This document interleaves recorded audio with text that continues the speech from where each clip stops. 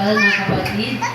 Buksan po natin, ito, basahin na lang po pala natin, mga kapatid, sa 2 Corinto 5:7, mga kapatid. Sabi niya, sapagkat namumuhay tayo batay sa pananampalataya sa Panginoon at hindi sa mga bagay na nakikita. Amen po.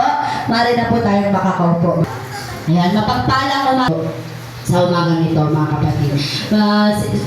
Hindi po pare-parehas ng preacher, mga kapatid, pero sana po, mga kapatid, ay pakinggan nyo po, mga kapatid. Pakinig po tayong mabuti. Pag sa ganun, mga kapatid, ay makuha po natin yung mensahe na nagmumula sa ating Panginoon, mga kapatid. So, handa na po ba tayo makinig? Amen, mga kapatid. Ayan po, ang title po natin sa umagang ito is Fear/Faith. Amen? May idea na ba kayo, mga kapatid? So, verse natin kanina, mga kapatid, alam ko po na very familiar na po sa ating lahat ito. Bakit ko po tinako yung fear and faith, mga kapatid? Kasi po sa mga panahong ito, mga kapatid, alam ko na marami pong kinakatakutan ang tao. And I know, mga kapatid, na marami din pong nananampalataya sa ating Panginoon. So, tingnan na lang po natin dito kung ano pong mas matimbang sa atin sa panahon ito. Kung yung takot ba o yung ating pananampalataya sa ating Panginoon. Okay po, so yan po sinabi niya sa paunang verse natin. Sapagkat namumuhay tayo batay sa pananampalataya sa Panginoon at hindi sa mga bagay na nakikita. Amen? So, ayun po, mga kapatid, sometimes as Christians, mga kapatid, hindi po nawawala sa atin yung nakikita natin ang mundong ito.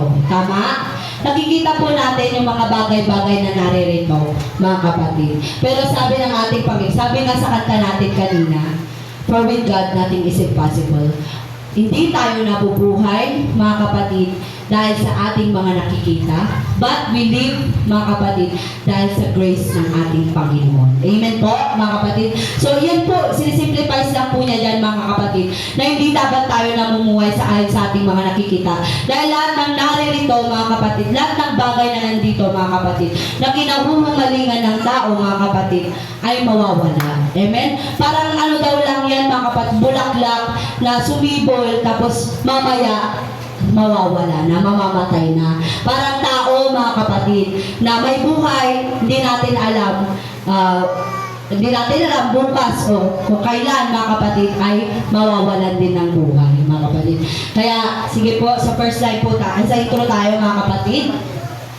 Sabi niya dyan, mga kapatid, dahil hindi ko po mabasa, dito na lang po ako, mga kapatid. Basahin nyo na lang po kung nababasa nyo, mga kapatid. Sabi niya, ang pananampalataya at takot ay dalawang magkasalungat. Amen po?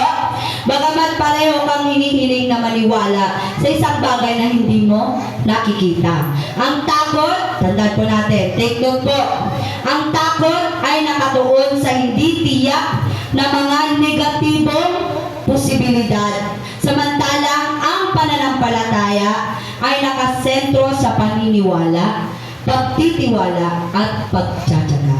Amen po? Meron po bang difference, mga kapatid, yung fear and faith? Ang laki, di ba, mga kapatid? Anong sabi niya sa fear, mga kapatid, sa takot? Negatibong posibilidad, ibig sabihin, mga kapatid, yung pumapasok sa atin dyan, mga kapatid, is puro negative lang.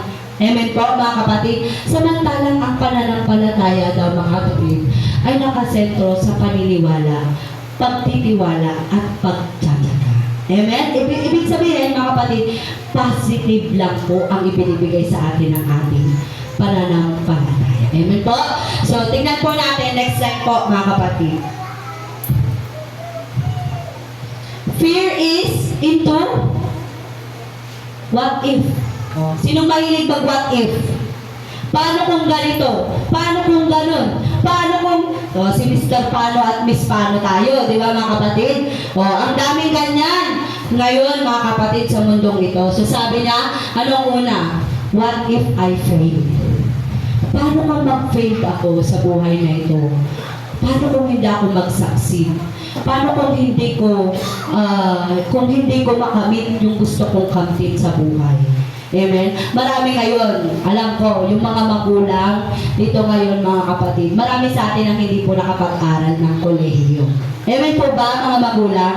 Marami po mga kapatid. Dahil siguro sa kahirapan ng buhay at mahirap pang mag-aral po noon mga kapatid. Hindi po katulad ngayon na marami na pong mga libreng pag-aaral. Tama po ba? May mga libre ding school mga kapatid. At siguro ang ani na lang ng mga magulang ngayon is yung baon, allowance, di ba po? Medyo mabigat pa rin mga kapatid kung nandito lang tayo, di ba mga kapatid?